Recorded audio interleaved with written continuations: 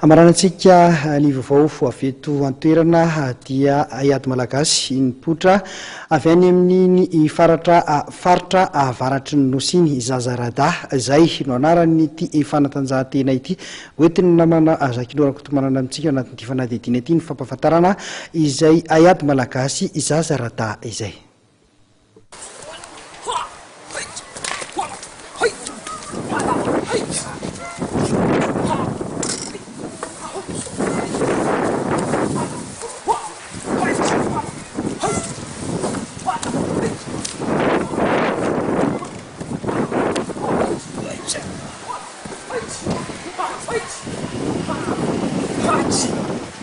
Ny taona 3,770 no nandrombahan'ny Grand Maître Billy Chang nampiseho ny karazana Aiady Zazarada tany Antsiranana. Aiady Malagasy izay nanambatra ireo karazana Aiady misy hatramin'izay. Marina fa tsy nisy alatahaka mihitsy amin'ireo taranja hafa ny Zazarada fa fahaizana ara-boajanahary. Taorian'izay kosa dia noentin'ny Maître Razafamandimby Polikarpa teto Antananarivo ny Zazarada ny taona 2012.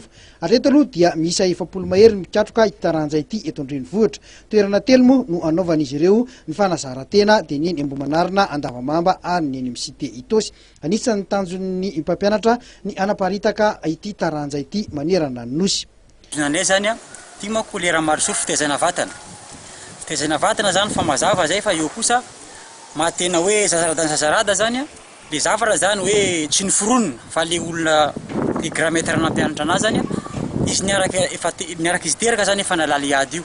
Ka hitako fa tena reharetsika malagasy na atsika mahibavy aty Madagasikara zany ampiroborobo ty raha maro soa ty satria misy zao any avy any ivelany za hoe tsy manaratsy an'izany fa samby tsara daholo fa atsika zany manana ara-marosoa mahatsikatsika le Zazarada io zany tena don de la nature fa tsy zavatra niforonina io fa tonga teo azy zany le izy. Zay zany le hevitra hoe mba tonga izy ty aparitaka zao tontolo zao eran'ny Madagasikara rehetra zany zay le tanjona anay.